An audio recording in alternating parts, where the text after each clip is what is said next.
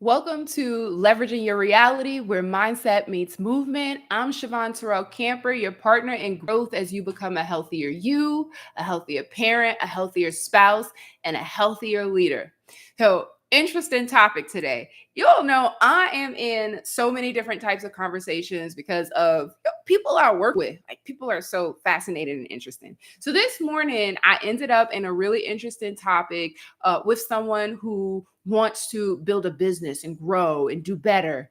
And it turned into a conversation of, hey, if you are your first business and your first business is failing, does it actually make sense to start another business? And it's a really good question. A lot of people want to go into entrepreneurship. They want to earn extra money. They want all of these things and they go to try to force it to happen. But we all been granted with an original business, and that is the business of ourselves. When COVID happened, I told my kids, right from the start, I'm like, listen, I'm going to be on the computer working, and you have officially become the CEO. You are the CEO of your education. This means that you're responsible for the success of this business by the actions that you take and by the plan that you make and by the person that you are. So, what this means is when you are having an issue, right? You don't run to me, you're the CEO. You think about, how can I navigate this? I told my kids, listen, you are your first line of defense in education. That means if something is going wrong, before you come to me to step in, I need to make sure that you've addressed yourself, you've addressed your teacher.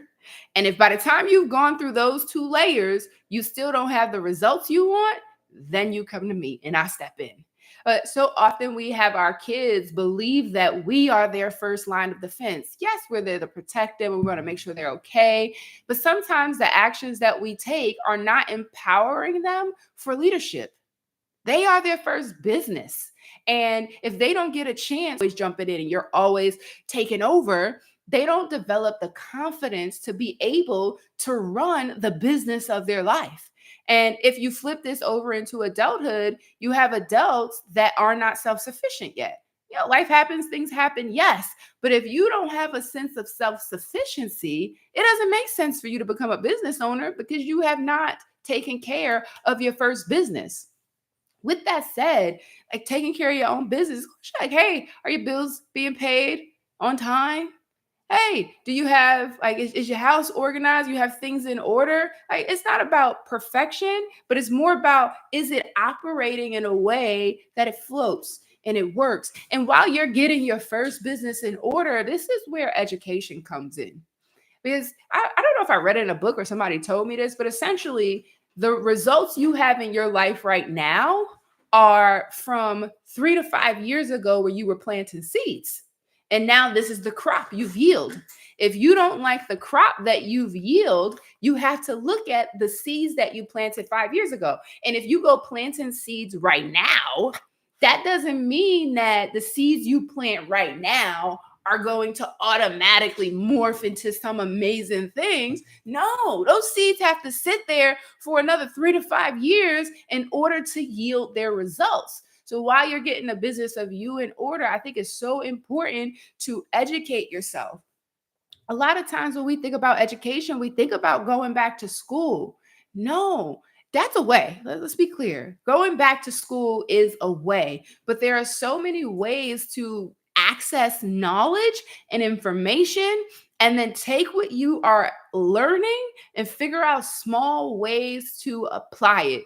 Oh, this was crazy. So yesterday someone gave me a smoothie recipe and it was a big batch. So I went to Chat GPT and I was like, break this down to a quarter of the size. It broke it down to a quarter of a size. And then it was like, do you want me to show you how to blend this properly? And I'm like, there's a proper way to blend? Okay, show me. And then it gave me the order to put the ingredients in and how to blend it. And I was like, dang, I didn't even know blending was so intricate. But that's what happens is we don't know the details of what goes into things, but now we have access to so many tools that allow us to get a deeper understanding. Like, hey, you want to run a business, but you don't even know how to manage your finances yet. So now, if you don't know how to manage your finances, they're all over the place, going all crazy. And then on top of that, you trying to start a business and you don't know how to manage the business finances. Hey, let's start with, let me educate myself on the world of financial acumen, personal business acumen. And as I educate myself, I'm going to be applying little things. Because remember, knowledge is not power. Applied knowledge is power. There are a lot of people that know a lot of things, but that does not mean that they are applying what they know. That is key in seeing the results that you want to see for yourself and really leveraging your reality. I don't know if I haven't told this story here, but I tell it a lot to my clients. When I was around 24 or 25, I wanted to be a trainer. I was trying to transition out of the social work world to become a trainer. And at the time I was working at a library and reading a lot of books, it was not that I liked to read. I was curious about reading because people kept coming into the library. I'm like, wow, all these people here. So I started reading and I was attracted to leadership books. I didn't know why. I didn't have a reason, but I just kept reading them. I kept reading them and they fascinated me. They were interesting. It made me think in a different way. Years later, around 24, 25, I end up with an interview for a leadership trainer. And I had not ran a team before. But I wanted to do the job. I wanted to train. I wanted to be part of educating leaders on how to be better.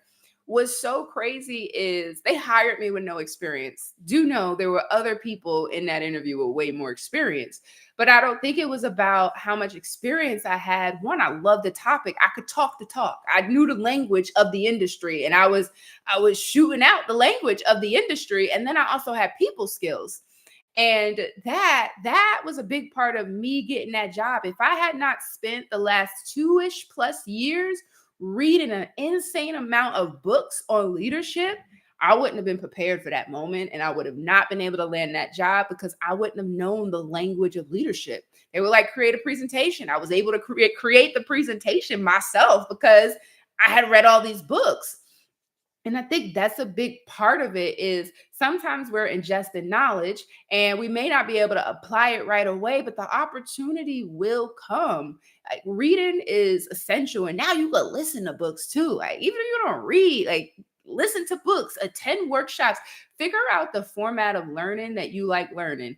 Is it webinars? Is it workshop? Is it conferences? Is it books? Is it meeting with people and talking about things? But you have to figure out what is your ideal mode of learning so that you could begin to educate yourself. Education does not stop once you graduate high school, once you graduate college. It continues. There are many topics to learn about, even for the first business of you. And then once you get into a place of business, there are so many more topics to learn about. So I really encourage all of you to remember that you are your first business. If you don't have the business of you in some type of order, going to jump and run out and start another business is going to create another unsteady piece on top of an unsteady foundation. I'm not saying be perfect. What I'm saying is get your affairs in order. And then as you are getting your affairs in order, educate yourself. So by the time it's time to go and implement whatever is time to implement in that business side, you have already started the process of educating yourself and you're ready to implement. Remember, growth isn't easy, but when you're doing it in partnership with others, it becomes a lot more possible.